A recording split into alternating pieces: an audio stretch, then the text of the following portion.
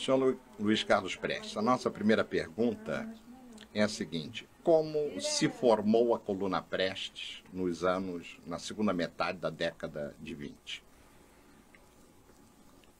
A coluna Prestes foi resultante dos movimentos tenentistas de 22 e 24. O movimento de 22 foi um movimento político contra a candidatura Arthur Bernardes. Os oficiais do Exército, em geral, eram apolíticos e foram arrastados à política pelas chamadas cartas de Bernardes, insultando o Exército. Conspiraram e participaram do levante de 5 de julho de 22, em que se destacou o feito heróico dos 18 de Copacabana. Numerosos militares foram processados, estiveram presos, e o movimento de 24 já foi mais um movimento de solidariedade profissional. Quer dizer, solidariedade aos companheiros perseguidos e, particularmente, aos 1000 alunos da escola militar que haviam sido expulsos da escola militar. Continuamos, depois da derrota de 22, continuamos conspirando, e a 5 de julho de 24 dava-se o levante de São Paulo. Os revolucionários de São Paulo permaneceram na cidade cerca de 20 dias, depois retiraram para o interior, desceram o rio Paraná e instalaram-se no oeste paranaense, no ocidente do Paraná, na fronteira com o Paraguai e a Argentina. Nessa época, um grupo de oficiais estavam localizados no Rio Grande do Sul, inclusive eu. Eu tinha sido oficial do batalhão ferroviário e na época em julho, já estava na fiscalização, estive na fiscalização de quartéis e depois passei para o batalhão ferroviário. E como chegou ao comando do batalhão um oficial que eu compreendi que fora destacado para nos provocar, eu dei parte de doente para poder continuar conspirando mais facilmente. Mas surpreendidos pelo levante de 5 de julho, porque não fomos avisados, continuamos e intensificamos a conspiração. E somente em 29 de outubro é que foi possível fazer o levante no Rio Grande do Sul. Levantaram-se, além do batalhão ferroviário, o 2º Regimento de Cavalaria de São Borja, o 3º de São Luís Gonzaga, o 5º de Uruguaiana e outras frações em Alegrete, Cachoeira, etc. As tropas no sul foram rapidamente batidas. As do noroeste do Rio Grande, do São Borja, São Luís, Santo Ângelo, que é chamada Zona Missioneira no noroeste do Rio Grande, foi a que resistiu por mais tempo. Eu fui designado pelo general João Francisco Pereira de Souza, que se levantara em São Paulo e que veio até São Borja, comandante dessas forças do noroeste do Rio Grande. Esperávamos receber armamento da...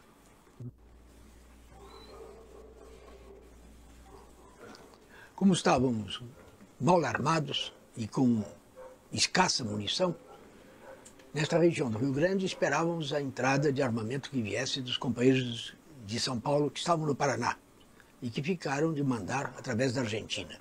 Mas isso não foi possível. Os guardas aduaneiros argentinos não permitiram. Resistimos durante 2 meses nessa região.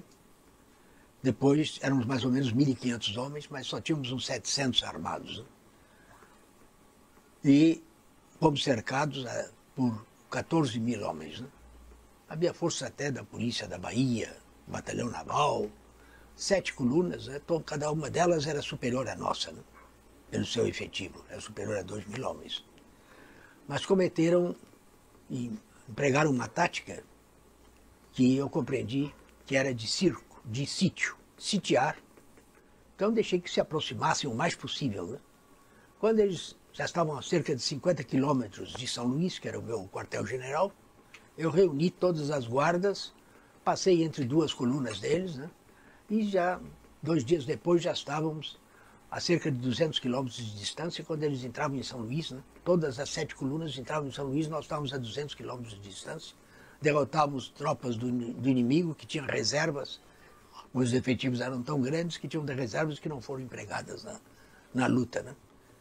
E marchamos para o norte. Tivemos um combate sério no dia 3 de janeiro na Ramada, né? Local chamado Ramada, ainda no Rio Grande do Sul. Atravessamos o rio Uruguai, entramos em Santa Catarina, nos aproximando, portanto, de São Paulo. E conseguimos, depois travamos lutas durante um mês na fronteira de Santa Catarina com o Paraná, e finalmente, em princípios de abril, chegávamos ao Paraná e estabelecíamos ligações com a coluna de São Paulo. Essa ligação permitiu a formação da coluna, né? A maioria da oficialidade, com a derrota de Catanduvas, determinando que o moral das duas colunas, a paulista e a gaúcha, eram opostos, porque a coluna de São Paulo, derrotada em Catanduvas, estava num processo de abatimento, de derrota. E para os meus soldados, que vinham comigo do Rio Grande do Sul, o momento era de entusiasmo, porque tínhamos conseguido nos ligar com os companheiros de São Paulo. Tanto que uma boa parte dessa oficialidade era de opinião que devíamos passar para a Argentina. E eu disse, não é possível, eu não posso chamar meus soldados que se sentem vitoriosos para agora passarem para a Argentina, né? Temos primeiro de procurar uma saída aqui mesmo, nessa zona, nessa região. Em segundo lugar, se não pudermos, vamos resistir até o possível. E só em terceira hipótese é que eu aceitava passarmos para a Argentina.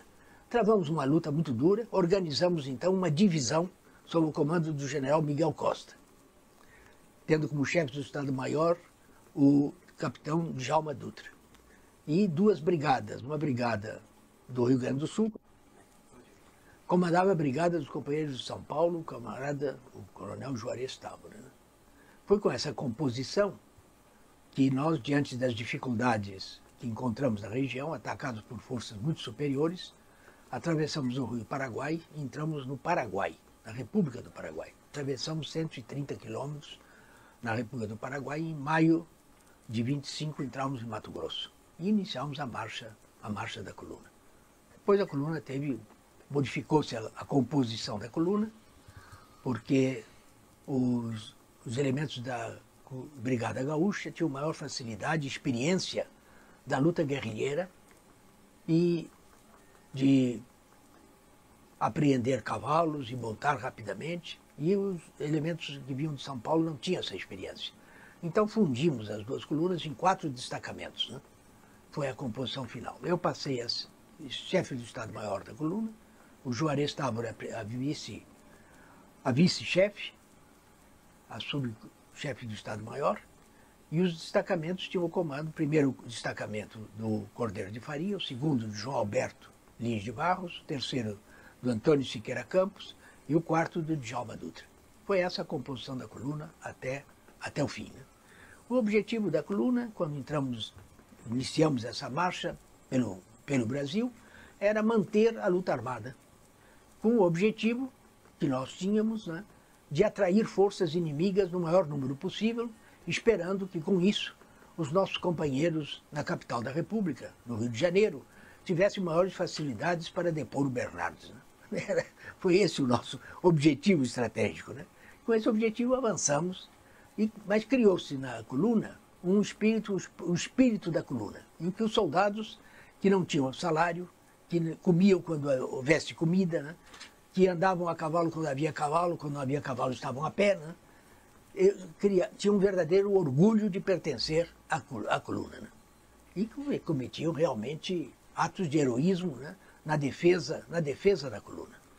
Um dos elementos mais importantes da coluna foram as patrulhas chamadas dos potreadores. Potro, no Rio Grande do Sul, quer dizer cavalo jovem, né? Potreadores é que saíam para pegar cavalos.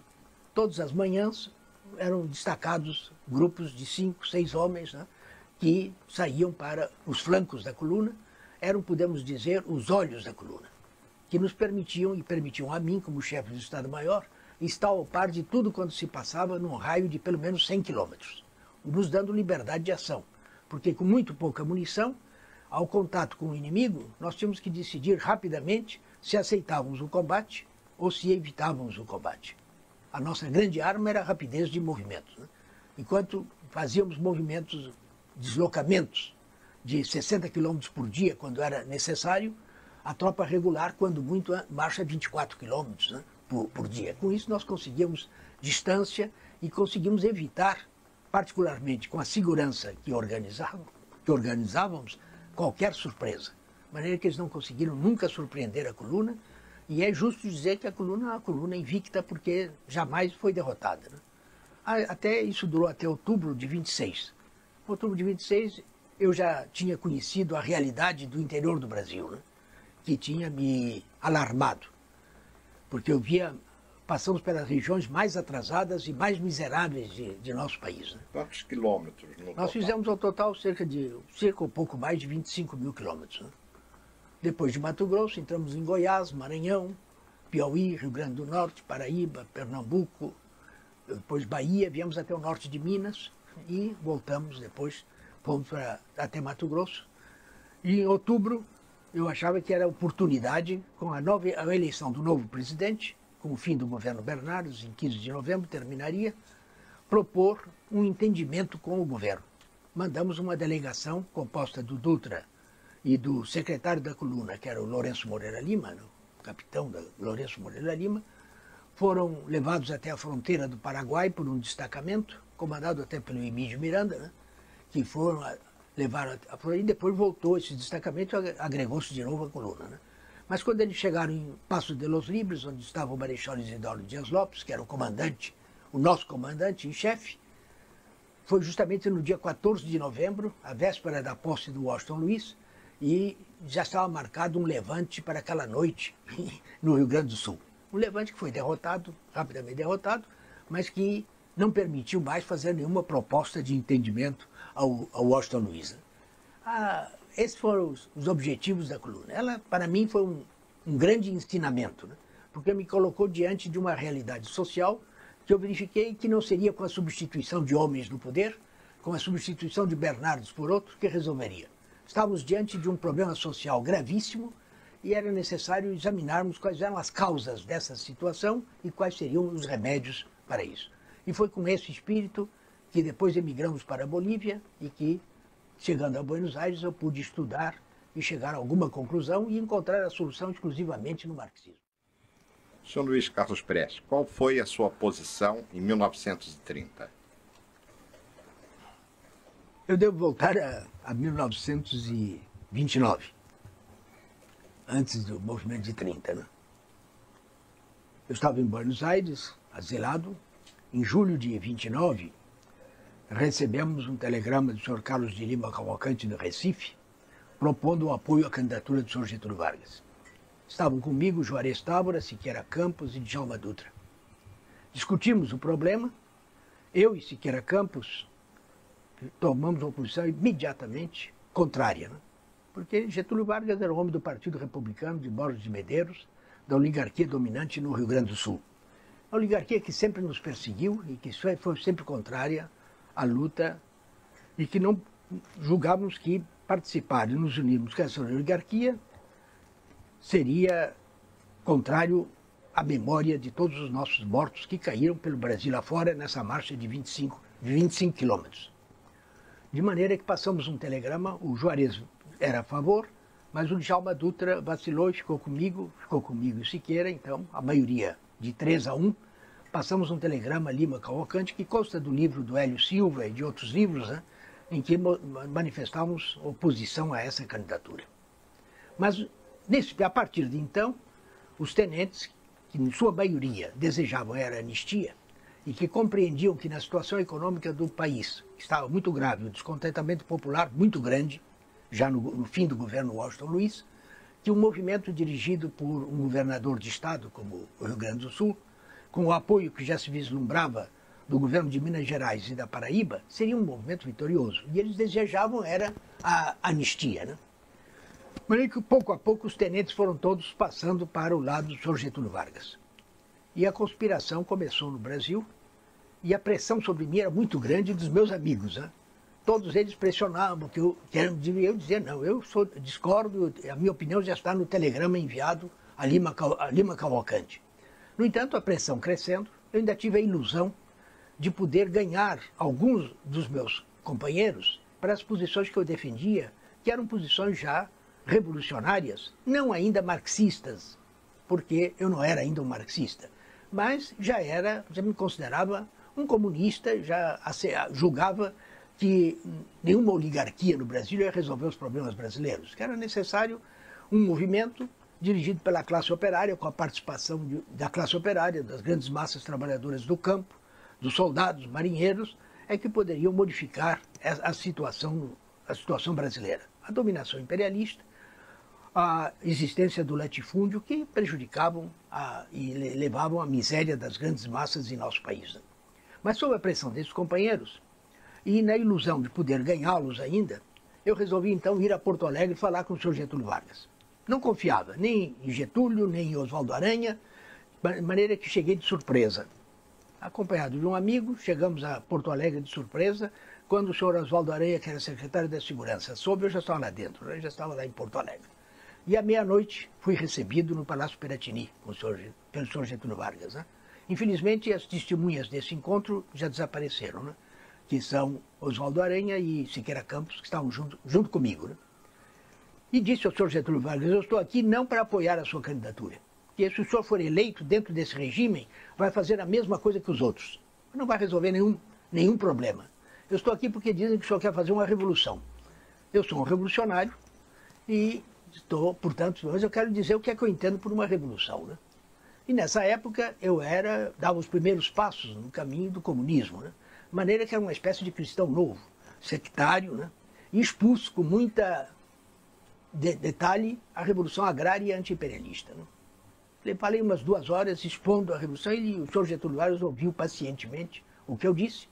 Depois dessa frase, o senhor Getúlio Vargas prometeu permitir a conspiração no Rio Grande do Sul, facilitar a todos aqueles que quisessem conspirar pelo Brasil afora, né? E que mandaria recursos a Buenos Aires, porque eu reclamava armamento para que eu pudesse efetivamente comprar e colocar no ponto do Brasil que eu entendesse. Né? Eu queria inteira independência. Prometeu tudo isso, mas nada disso foi cumprido. Né? Não apenas foi... um corte. Qual foi a frase que Getúlio Vargas lhe disse? Eu já disse. Não, parece que... Já. Depois que eu fiz a exposição sobre o que eu entendia por revolução, o senhor Getúlio Vargas disse, o senhor tem a eloquência da convicção. E prometeu ceder, entregar tudo aquilo que eu exigisse. E eu exigia muito, que era não só facilitar a conspiração no Brasil, mas também enviar recursos para que em Buenos Aires pudesse adquirir armamento para colocar no Brasil, nos lugares que me fossem mais convenientes e que eu julgasse mais convenientes. Isso tudo foi prometido, mas nada disso foi cumprido. Em fim de janeiro de 1930, diante dessa falta de cumprimento do Sr. Getúlio Vargas, eu voltei a Porto Alegre e conversei com ele novamente. Né? As justificativas foram as mais amplas, não havia recursos, somente agora é que o Sr. Antônio Carlos daria alguma ajuda, etc. Né? E fez novamente as mesmas promessas. Né? E já no fim, quando me despedia, me perguntou o Sr. Getúlio Vargas, isso é necessário expor, porque explica bem a contradição entre a minha posição e a dele. Né? Ele me perguntou se eu tinha lido a sua plataforma do Castelo. Plataforma que ele tinha lido no dia 2 de janeiro, na Esplanada do Castelo, no Rio de Janeiro. Eu disse, li a sua plataforma. Mas então, agora que o senhor leu a minha plataforma, o senhor poderia apoiar a minha candidatura. Eu voltei para ele, mas, presidente, eu lamento que tenhamos conversado 2 horas e eu não me tenha feito entender. A sua candidatura absolutamente não me interessa, nem eu vou apoiar a sua candidatura. Então, desculpa. Por que ele fez essa pergunta? Porque na plataforma do Castelo, ele, sobre a reforma agrária, incluiu, cortando partes a tesoura, expressões minhas de numerosas entrevistas que eu dei sobre reforma agrária, constavam ipsis literis da plataforma dele. Ele pensava que com isso poderia me atrair para apoiar a candidatura, quando eu jamais apoiei a sua candidatura. Mas nesse interim já os tenentes todos se passavam para o lado do getulismo e da aliança liberal, que surgiu nessa época. Né? Eu vou dar um episódio. Né? Em novembro de 29 ainda, né? o Maurício Lacerda, que era vereador na Câmara Municipal aqui do Rio de Janeiro, né? Junto com Otávio Brandão e Minervino de Oliveira, dois representantes comunistas nessa Câmara, né? Que dizia, por espontânea vontade dele, que era soldado de Prestes, né? Mas apoiava a candidatura a Getúlio.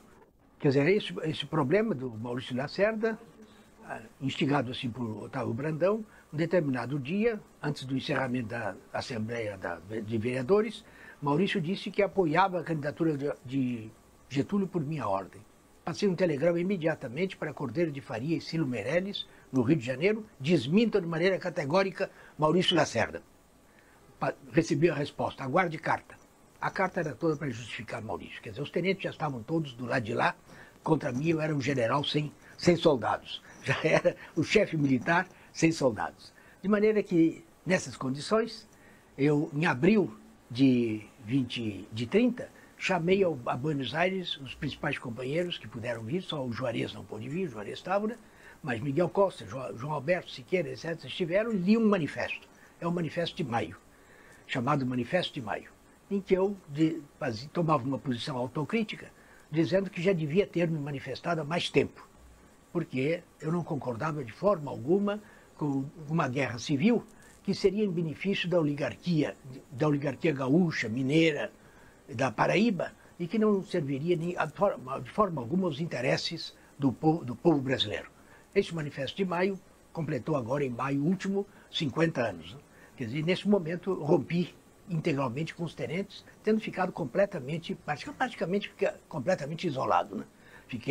Os tenentes todos se passaram para o outro lado, porque todos esperavam que Getúlio fosse vitorioso, como eu também estava seguro de que ele seria vitorioso, com um grande movimento, com um grande descontentamento popular que havia. Não chamo o movimento de 30 de revolução, porque não houve mudança de classes no poder. Houve simplesmente a transição de uma oligarquia para outra. A oligarquia paulista foi substituída pela oligarquia gaúcha, mineira, etc., que substituíram. Né? A própria dominação imperialista, né? O senhor Getúlio Vargas teve que conciliar com os generais que fizeram o golpe de 24 de outubro, de maneira a colocar no Ministério da Fazenda, no seu primeiro ministério, o senhor José Maria Whittaker, que era um agente do imperialismo inglês. Somente um ano depois, já consolidado, é que ele pôde substituir o senhor Whittaker pelo senhor Aranha no Ministério da Fazenda, fazendo uma política do café que prejudicava os interesses dos fazendeiros do café, que finalmente foram ao levante de 32, em nome da defesa da Constituição, mas era na defesa dos interesses dos fazendeiros de café.